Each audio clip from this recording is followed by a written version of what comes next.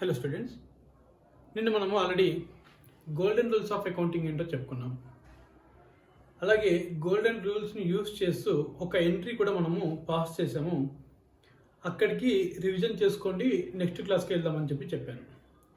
So I hope మీరందరూ కూడా అది ప్రాపర్గా రివిజన్ చేశారని అనుకుంటున్నాను. సో మనం ఇప్పుడు ఒక్కసారి నిన్న జరిగిన విషయం ఏంటో ఒకసారి చూసుకొని ఫర్దర్గా వెళ్ళిపోదాం.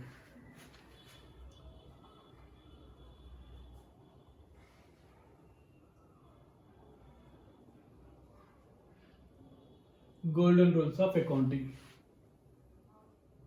ఓకేనా? సో గోల్డెన్ రూల్స్ ఆఫ్ అకౌంటింగ్లో మనం చెప్పుకుంది ఏంటి? దీన్ని క్లాసిఫై చేస్తే అంటే అకౌంట్స్ని క్లాసిఫికేషన్ మనకి 3 రకాలుగా చేశారని చెప్పుకున్నాం. ఒకటి పర్సనల్ అకౌంట్స్ అని, ఇంకోటి రియల్ అకౌంట్స్ అని, ఇంకోటి నామినల్ అకౌంట్స్ అని. సో పర్సనల్ అకౌంట్ అంటే బిజినెస్లో డైలీ ట్రాన్సాక్షన్ జరిగేప్పుడు బిజినెస్ అనేది ఒక వ్యక్తులతోనూ అంటే వ్యక్తులతో డీల్ చేయాల్సిన అవసరం వస్తుంది. అలాగే ఆస్తులు అంటే ప్రాపర్టీస్ కొనుక్కోవడం, అసెట్స్ కొనుక్కోవడం చేస్తుంది. అలాగే ఖర్చు పెట్టడము, అలాగే సేల్స్ అంటే ఇన్కమ్స్ వచ్చే పద్ధతి కూడా చూస్తుంది. సో ఇప్పుడు పర్సనల్ అకౌంట్ చూస్తే కనుక మనం డెబిట్ ఏమని చెప్పుకున్నాము అంటే, డెబిట్ ఎవరైతే తీసుకుంటారో అంటే రిసీవర్, బెనిఫిట్ రిసీవర్ ఎవరైతే ఉన్నారో వాళ్ళు డెబిట్ అని చెప్పుకున్నాము. అలాగే క్రెడిట్ అంటే బెనిఫిట్ని ఎవరైతే ఇస్తారో వాళ్ళు క్రెడిట్ అని చెప్పుకున్నాము. అండ్ రియల్ అకౌంట్స్కి వచ్చేసరికి రియల్ అకౌంట్ అంటే ప్రాపర్టీస్తో డీల్ చేస్తుంది. సో ప్రాపర్టీస్తో డీల్ చేస్తున్నప్పుడు మనకు లోపలికి ఏం బెనిఫిట్ వస్తుంది, ఏం బెనిఫిట్ పోతుంది అని మాట్లాడుతున్నాం. ఇక్కడ ఎవరు తీసుకుంటున్నారు, ఎవరు ఇస్తున్నారు, ఇక్కడ ఏం వస్తుంది, ఏం వెళ్తుంది. So what going out, what coming in and going out. అదే నామినల్ అకౌంట్కి వచ్చేసరికి మనం నామినల్ అకౌంట్స్ అంటే కూడా చాలా క్లియర్గా ఎక్స్ప్లెయిన్ చేసుకున్నాం ఇంతకుముందు కూడా. నామినల్ అకౌంట్స్ అంటే ఓన్లీ ఇన్కమ్స్ అండ్ ఎక్స్పెండిచర్తో మాత్రమే డీల్ చేస్తుంది. వన్స్ ఒకసారి ప్రాఫిట్ అండ్ లాస్ అకౌంట్కి అన్ని ఐటమ్స్ ట్రాన్స్ఫర్ అవగానే ఈ నామినల్ అకౌంట్స్ ఏవైతే ఉన్నాయో అవన్నింటిని మూట కట్టి ఒక చెత్తకు పడేస్తాము, అక్కడే పడేస్తాము, నెక్స్ట్ ఇయర్కి తీసుకెళ్ళము అని చెప్పుకున్నాం. అందుకే వీటిని నామినల్ అకౌంట్స్ అంటామని కూడా మనము చాలా క్లియర్గా చెప్పుకున్నాం. సో డెబిట్ అంటే all expenditure and losses. Credit అంటే ఆల్ ఇన్కమ్స్ అండ్ రెవెన్యూ. ఓకేనా? సో నేను ఇక్కడ వరకు చెప్పుకున్నాము. దీని తర్వాత మన ఎగ్జాంపుల్ అంటే మన ఒరిజినల్ ఎగ్జాంపుల్ ఏదైతే ఉందో ఆ ఎగ్జాంపుల్కి సంబంధించి ఒక ఎంట్రీ కూడా మనం పాస్ చేసుకున్నాం. ఆ ఎగ్జాంపుల్, మన ఎగ్జాంపుల్ ఏంటి? మీరు ఒక బిజినెస్ స్టార్ట్ చేశారు. మీరు అంటే మన ఎగ్జాంపుల్లో మాత్రం మీరు అండ్ మీ ఫ్రెండ్స్ అని చెప్పుకున్నాము. ఇప్పుడు జస్ట్ పార్ట్నర్షిప్లో కాకుండా ఓన్లీ మీరే సోల్ ప్రొప్రైటర్ కింద ఆ 2 lakhs మొత్తం మీరే తెచ్చినట్టుగా మాట్లాడుకుందాం. సో మీరు బిజినెస్లోకి ఒక 2 lakhs తెచ్చారు యాజ్ ఏ క్యాపిటల్. మీ నాన్న అడిగితే మీ నాన్న ఇచ్చింది 2 lakhs అనమాట. సో ఇప్పుడు మీరు ఈ ట్రాన్సాక్షన్ని మనం డబుల్ ఎంట్రీ సిస్టంలో డ్యూయల్ ఆస్పెక్ట్ కాన్సెప్ట్ ఇక్కడ అప్లై చేస్తున్నామని కూడా మీకు చెప్పాను. దాని ప్రకారం ఏంటంటే ఈచ్ అండ్ ఎవ్రీ ట్రాన్సాక్షన్ మనం 2 sides, 2 folds చూస్తాము, 2 aspects చూస్తాము. అంటే ఇక్కడ ఉండే 2 aspects ఏంటంటే ఈ 2 lakh అనేది ఒకటి క్యాపిటల్, ఒక 2 lakhs వస్తుంది. అండ్ అది ఎవరు ఇస్తున్నారు అనేది అంటే ఏ రకంగా వస్తుంది అనేది ఒకటి. అయితే మీకు క్లియర్గా చెప్పిన business entity concept or entity concept అని చెప్పేసి అంటే ఏంటి? ఎంటిటీ కాన్సెప్ట్ అంటే బిజినెస్ని వేరుగా చూద్దాం, ఓనర్ని వేరుగా చూద్దాం అని చెప్పేసి. సో ఇక్కడ ఈ క్యాపిటల్ అనేది ఓనర్ చేస్తున్నాడు. ఓనర్ చేస్తున్నప్పుడు దాన్ని మనము ఇక్కడ ఈ క్యాపిటల్ని మనం మాట్లాడుకుంటే పర్సనల్ అకౌంట్లోకి వస్తుంది. పర్సనల్ అకౌంట్లో కూడా క్యాపిటల్ చూడగానే ఓనర్ అని చెప్పి గుర్తుపెట్టుకుంటాం కాబట్టి రిప్రజెంటేటివ్ పర్సనల్ అకౌంట్ అని కూడా నేను మీకు చెప్పాను. ఓకేనా? సో దీంట్లో ఇప్పుడు క్యాపిటల్ వస్తుంది కదా, ఆ క్యాపిటల్ వచ్చే దాంట్లో మనకు 2 folds ఉంటాయి. 2 folds ఏంటి? ఒక ఫోల్డ్ ఏమో క్యాపిటల్ అంటే ఓనర్ క్యాపిటల్ తీసుకొస్తున్నాడు. ఎంత? 2 lakhs. ఎలా తీసుకొస్తున్నాడంట? ఎవరంట రిసీవర్ అంటే బ్యాంక్. ఎందుకు? అయితే మీరు క్యాష్ తీసుకొస్తే క్యాష్ ఆర్ఎల్స్ బ్యాంక్ అనమాట. క్యాష్లో కానీ బ్యాంక్లో కానీ ఏదైనా జరగవచ్చు. నిన్నటి కేసులో మనం ఏమనుకున్నామంటే బ్యాంక్లో తెచ్చాడు అని చెప్పేసి అనుకున్నాం. సో బ్యాంక్ అనేసరికి ఇక్కడ బ్యాంక్ అంటే ఏమవుతుంది, బ్యాంక్ అనేది ఒక ఆర్టిఫిషియల్ పర్సన్ అవుతుంది. ఎందుకు అంటే బ్యాంక్ అనేది దాన్ని బ్యాంక్ని స్టార్ట్ చేసేటప్పుడు ఒక సపరేట్ చట్టం కింద తీసుకొస్తారు, బ్యాంకింగ్ రెగ్యులేషన్ యాక్ట్ అనేది. దాన్ని ఆర్బీఐ గవర్నింగ్ చేస్తూ ఉంటుంది అనమాట. సో అలాంటప్పుడు ఒక చట్టం కింద వచ్చేసి ఒక సపరేట్ ఎంటిటీ కింద వస్తుంది. అందుకని చెప్పేసి మనం దీన్ని ఆర్టిఫిషియల్ పర్సనల్ అకౌంట్ అంటాం. అంటే కృత్రిమంగా తయారు చేయబడ్డ వ్యక్తి, ఒక అస్తిత్వం కల వ్యక్తి అని. సో బ్యాంక్ అనేది మనకి ఏమవుతుంది, ఆర్టిఫిషియల్ పర్సన్ అవుతుంది.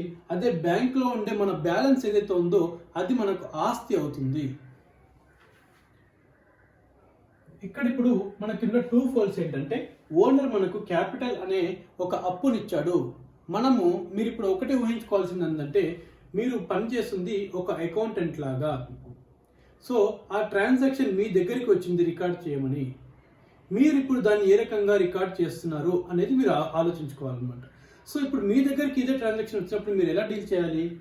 సో ఓనర్ వచ్చేసి మీకు నువ్వు అకౌంటెంట్ కాబట్టి మీ దగ్గర తీసుకొచ్చి ఒక 2 లక్షలు తీసుకొచ్చి చెక్ ఇచ్చాడు, దీన్ని మీరు ఎంట్రీ చేసేసుకోండి అని చెప్పాడు. అప్పుడు మీరు ఎలా రికార్డ్ చేయాలి? ఓకే, నేను అకౌంటెంట్ కాబట్టి బిజినెస్ని సపరేట్గా చూడాలి, ఓనర్ని సపరేట్గా చూడాలి. అంటే ఇప్పుడు ఇద్దరు వేరు. ఈ క్యాపిటల్ ఏదైతే ఉందో అది ఓనర్ తీసుకొచ్చి బిజినెస్కి ఇచ్చిన అప్పు అని చెప్పి మనం చూస్తాం. సో క్యాపిటల్ అనేది ఓనర్ బిజినెస్కి ఇచ్చిన అప్పు, బ్యాంక్ అనేది మనం రేపు పొద్దున ఆ చెక్ తీసుకెళ్లి బ్యాంక్లో వేస్తే ఆ అమౌంట్ రిసీవ్ చేసుకునేది బ్యాంకరు, దాంట్లో పడుతుంది మన అమౌంట్. అంటే బిజినెస్కి వస్తున్న అమౌంట్ ఏదైతుందో అది బ్యాంక్లో పడుతుంది. ఈవెన్ మీరు దీన్ని ఒకవేళ బ్యాంక్ని బ్యాలెన్స్ అంటే ఒక అసెట్ లాగా చూస్తే, బ్యాంక్లో పడుతున్న బ్యాలెన్స్ మనది అసెట్ లాగా చూస్తే, real account what is coming in, bank balance is coming in. But మీరు అలా చూడొద్దండి, మీకు జస్ట్ ఒక చిన్న గుర్తుండడం కోసమని చెప్తున్నాను. ఎందుకంటే మీరు అల్టిమేట్గా చూస్తే what coming in, what going out, ఈ రెండే మనకు మెయిన్ ప్రిన్సిపల్ అవుతుంది. మీరు ఎక్కడ ఇది బ్లైండ్గా మీరు ఎంత బ్లైండ్గా అప్లై చేసినా మీకు ఇది వర్కౌట్ అవుతుంది అనమాట. సో ఇప్పుడు మీరు ఫస్ట్ ఎంట్రీ రాసుకుంటారని చెప్పాను. సో ఫస్ట్ ఏం చేయాలి, బ్యాంక్ అనేది రాగానే మీరు ఐడెంటిఫై చేయగానే ఫస్ట్ అడగాలి, బ్యాంక్ నీ నేచర్ ఏంటి అనగానే ఇది నా నేచర్ ఆర్టిఫిషియల్ పర్సన్ అని చెప్తుంది. ఆర్టిఫిషియల్ పర్సన్ అంటే పర్సనల్ అకౌంట్లోకి వెళ్తావు. సో నువ్వు అమౌంట్ రిసీవ్ చేసుకుంటున్నావా, ఇస్తున్నావా? సో బ్యాంక్ అనేది అమౌంట్ రిసీవ్ చేసుకుంటుంది కాబట్టి అమౌంట్ రిసీవ్ చేసుకుంటున్నాడు, డెబిట్లో వెయ్యాలి. బ్యాంక్ అకౌంట్ డెబిట్ టు మనకి క్యాపిటల్ అనేది ఉంది. ఇప్పుడు మీరు క్యాపిటల్ ఇంకో క్వశ్చన్ అడగండి, క్యాపిటల్ నీ పని ఏంటి అని అడుగు. క్యాపిటల్ ఇప్పుడు చెప్తుంది నేను రిప్రజెంటేటివ్ పర్సనల్ అకౌంట్. ఎందుకు అంటే క్యాపిటల్ అనే పేరు చూడగానే మీకు గుర్తుకొచ్చేది ఓనర్ కాబట్టి it is representing the owner.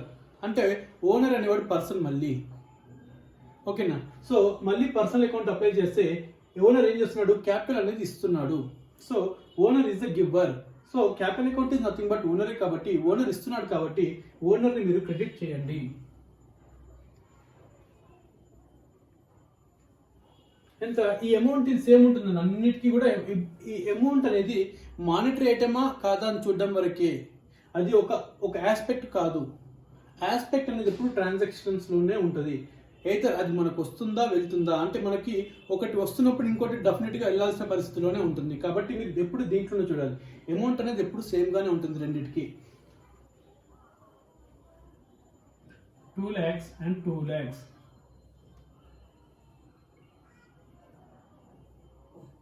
Right?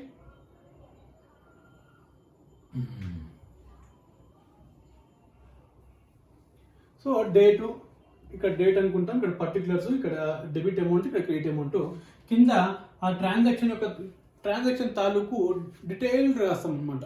దాన్ని మనము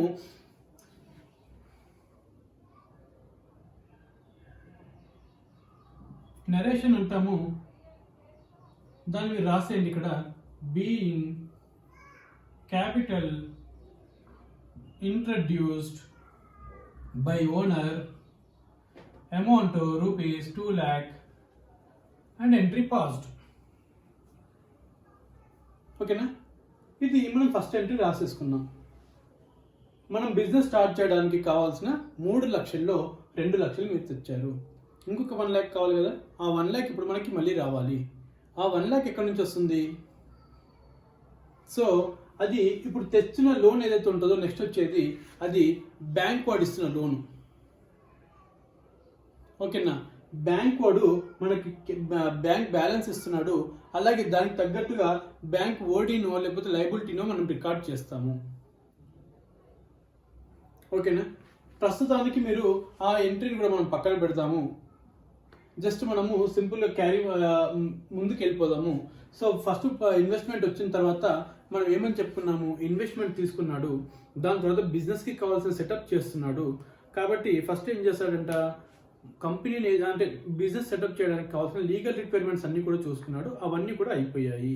నెక్స్ట్ ఒక ప్రిమిసెస్ తీసుకున్నాడు, ప్రిమిసెస్కి అడ్వాన్స్ ఇచ్చాడు, అలాగే ప్రిమిసెస్లో ఫర్నిచర్ కొన్నాడు, దాని తర్వాత మిషనరీ కొన్నాడు, దాని తర్వాత స్టాఫ్ని ఎంప్లాయ్ చేసుకున్నాడు, స్టాఫ్కి శాలరీలు ఇచ్చాడు, రెంట్ పే చేస్తున్నాడు. ఆ రకంగా ఒక్కొక్క ట్రాన్సాక్షన్ మనం డీటెయిల్గా చూస్తూ వెళ్దాము, మీరు అన్నీ చూడండి. సో ఫస్ట్ ట్రాన్సాక్షన్ మనం బిజినెస్లోకి క్యాపిటల్ తెచ్చాడని అనుకున్నాం, బిజినెస్లోకి క్యాపిటల్ వచ్చింది. సెకండ్ ట్రాన్సాక్షన్ మనం దీన్ని లెడ్జర్ అకౌంట్లోకి పాస్ చేయడం కూడా చూపించాము. మళ్ళీ ఈరోజు కూడా మళ్ళీ ఒకసారి ఒక 5-6 ఎంట్రీలు అయిన తర్వాత అది కూడా చూద్దాం.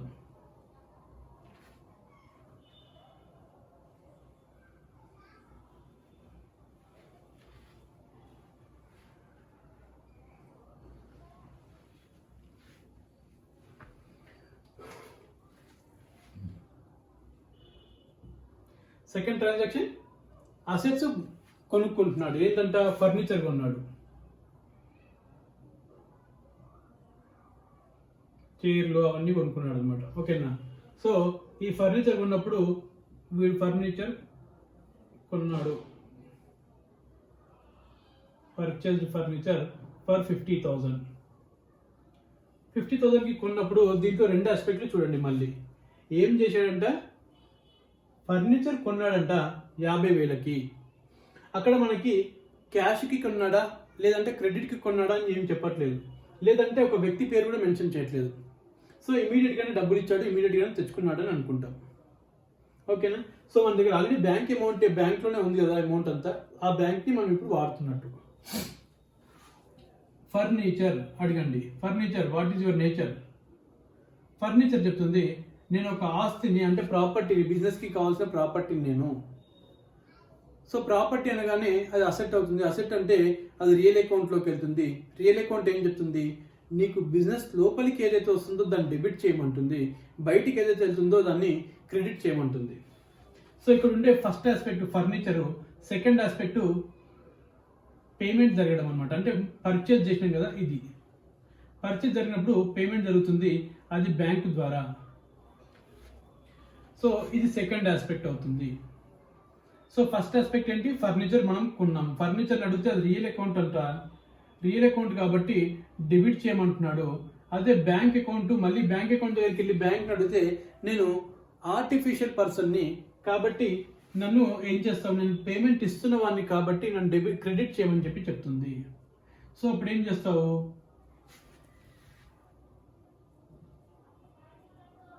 Furniture account debit to bank account 50,000. మీరు అమౌంట్ ఎప్పుడు ఒక ఆస్పెక్ట్ అన్నట్టుగా ట్రీట్ చేయకండి. అమౌంట్ ఎందుకంటే అమౌంట్ ఎప్పుడు ఒకేలా ఉంటుంది, డెబిట్లోనే క్రెడిట్లోనే అమౌంట్ ఒకటే ఉంటుంది.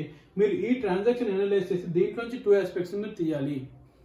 ఇక్కడ ఫర్నిచర్ కొనడం ఒక ఎత్తు అయితే ఫర్నిచర్ మన లోపలికి వస్తుంది, మరి మన దగ్గర నుంచి బయటికి ఏమవుతుంది, ఫర్నిచర్కి బదులుగా మనము ఏదో ఒకటి ఇవ్వాలి కన్సిడరేషన్, అది క్యాష్ అయినా అవుతుంది, బ్యాంక్ అయినా అవుతుంది.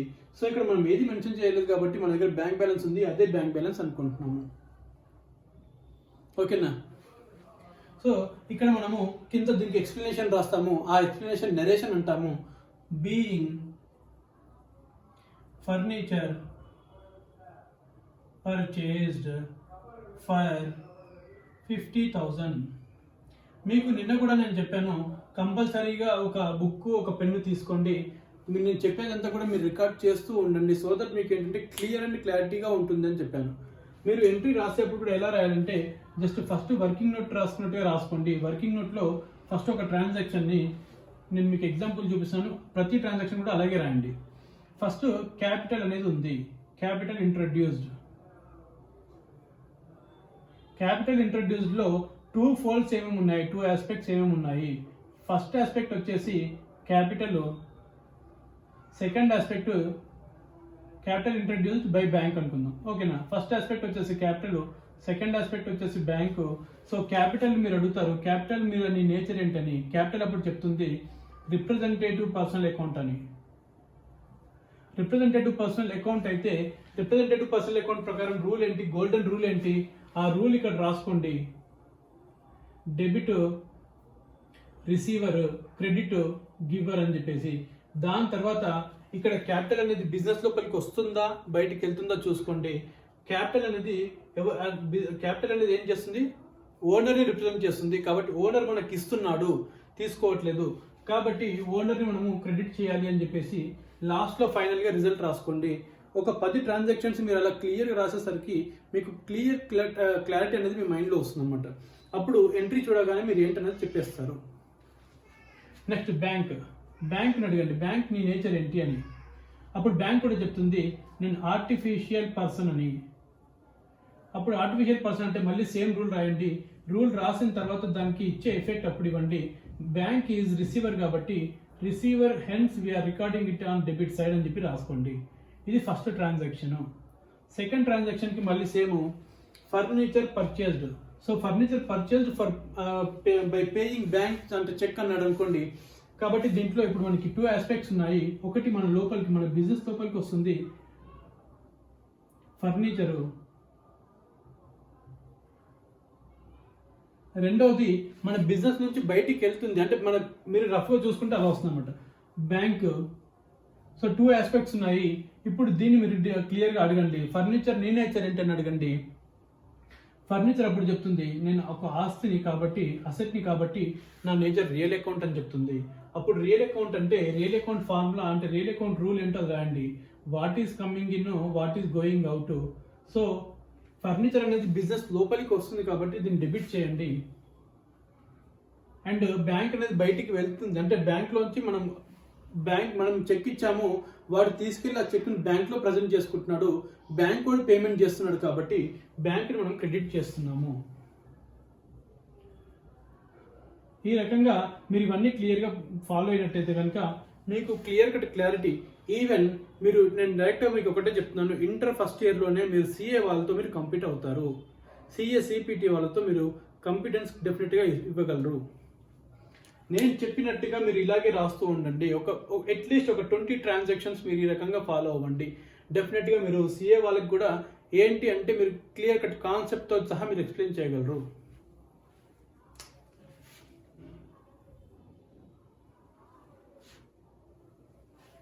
Right. Next furniture purchased finish అయిందా. దాని తర్వాత మనకి కావాల్సిన స్టాక్ కొనుక్కుంటున్నాము. మనకు కావాల్సిన స్టాక్ అంటే బిజినెస్లో మనం రన్ చేయడానికి స్టాక్ కొనుక్కుంటున్నాము, at the same time machinery కూడా కొనుక్కుంటున్నాము. సో మిషనరీ కొనుక్కున్నామంటే మళ్ళీ మిషనరీ కొనుక్కున్న దాన్ని మీరు ఎలాబరేట్ చేయండి.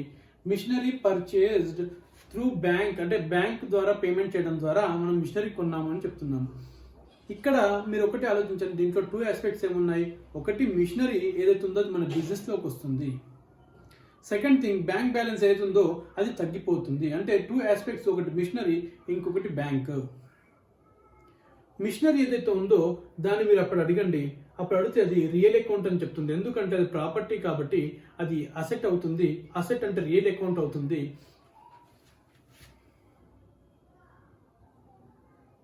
Machinery purchased through bank account ద్వారా అంటే బ్యాంక్ బ్యాలెన్స్ అంటే చెక్ ఇవ్వడం ద్వారా కొనుక్కున్నామని. సో మిషనరీ అనగానే మీరు ఇప్పుడు మిషనరీని క్వశ్చన్ చేయండి, మిషనరీ నీ నేచర్ ఏంటి అని. మిషనరీ అప్పుడు చెప్తుంది నేను ప్రాపర్టీ కాబట్టి రియల్ అకౌంట్ అవుతాను అని. అసెట్ కాబట్టి ఇక్కడ మీరు అది కూడా రాయండి, అసెట్ అని చెప్పేసి. అసెట్ కాబట్టి రియల్ అకౌంట్ అవుతుంది. రియల్ అకౌంట్ అవుతుంది కాబట్టి ఏమంట, debit what coming in, credit what goes out. కాబట్టి ఈ మిషనరీని డెబిట్ చేయండి. దాని తర్వాత బ్యాంకు ద్వారా మనం పేమెంట్ ఇస్తున్నాము. మనం సప్లయర్కి పేమెంట్ ఇస్తే, చెక్ ఇస్తే వాడు తీసుకెళ్లి బ్యాంక్లో ప్రజెంట్ చేస్తాడు, బ్యాంక్ వాడు పేమెంట్ ఇస్తాడు మన తరపున. సో పేమెంట్ ఇచ్చేవాడు ఎవడు, బ్యాంకరు. Bank artificial person.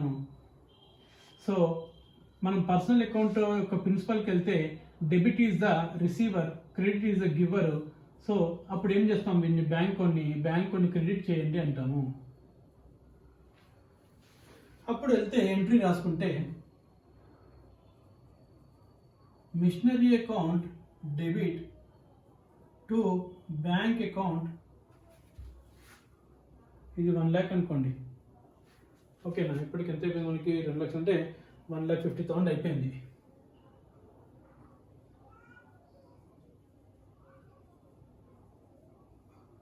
మీరు ప్రతి ఎంట్రీ ఎంత క్లియర్గా ఎక్స్ప్లెయిన్ చేయలేనండి. ప్రతి ఎంట్రీ ఇలా ఎక్స్ప్లెయిన్ చేయాలంటే మనకి ఓన్లీ జనరల్ ఎంట్రీస్కి దాదాపుగా 10 classes వరకు వెళ్ళిపోతాయి. కాబట్టి నాది ఒక చిన్న రిక్వెస్ట్ ఏంటంటే, మీకు ఇప్పుడు ఎంత నేను డీటెయిల్డ్గా ఎక్స్ప్లెయిన్ చేస్తున్నానో, ఈ ప్రాసెస్ ఎలా రాస్తున్నానో చెప్తున్నాను కదా, అదే ప్రాసెస్ని మీరు ప్రతి ఈచ్ అండ్ ఎవ్రీ ఎంట్రీకి అట్లా ఫాలో అవ్వండి. మీరు డెఫినెట్గా చాలా చాలా మీకు క్లారిటీ అనేది స్టార్ట్ అవుతుంది మీ మైండ్లో. అప్పుడు మీరు ఎంట్రీ రాసే విధానమే కంప్లీట్లీ డిఫరెన్స్ ఉంటుంది. మీకు అకౌంట్స్ అంటే ఈ యొక్క ప్రాసెస్ని మీరు క్లియర్గా చేస్తే కనుక మీకు టోటల్ అకౌంట్స్ మీదే గ్రిప్ వస్తుంది. బికాజ్ ఇది బేసిక్ అండి. ఇది ఒక ఇటుక, ఇప్పుడు ఒక గోడ కట్టేప్పుడు ఇటుకలు ఎలా పేలుస్తామో ఇది అలాంటిది. ఒకవేళ ఇటుకలు కింద లేకుండా పైన పేల్చాలంటే కుదరదు. కాబట్టి ఏంటంటే దీన్ని మీరు ఎంత బాగా నేర్చుకుంటారో మీ అకౌంటింగ్ కాన్సెప్ట్, మీ అకౌంట్ సబ్జెక్ట్ అనేది అంత బాగా బిల్డ్ అవుతుంది మీ దగ్గర. బీయింగ్ నెరేషన్ రాయాలంటే దీనికి ఇక్కడ మనం అంటే ట్రాన్సాక్షన్ ఏం జరిగిందన్న దానికి మనం డీటెయిల్స్ రాస్తాము. ఆ డీటెయిల్స్ని మనం ఏమంటామంటే నెరేషన్ అంటాము. మీకు ప్రతి ఎంట్రీలో కూడా నేను ఎక్స్ప్లెయిన్ చేస్తూ వస్తున్నాను. ఇప్పుడు 3rd time ఎక్స్ప్లెయిన్ చేస్తున్నాను మీకు ఈ క్లాస్లో. కాబట్టి మీరు ప్రతిదాన్ని బాగా గుర్తుంచుకోండి. Machinery purchased, being machinery purchased for ₹1 lakh అని చెప్పేసి కింద నెరేషన్ రాస్తామండి. ఓకేనా? సో ఈ రకంగా మనము ఈచ్ అండ్ ఎవ్రీ ఎంట్రీకి రాసేప్పుడు ఇలా క్లియర్గా రాసుకుంటూ వెళ్ళాలి.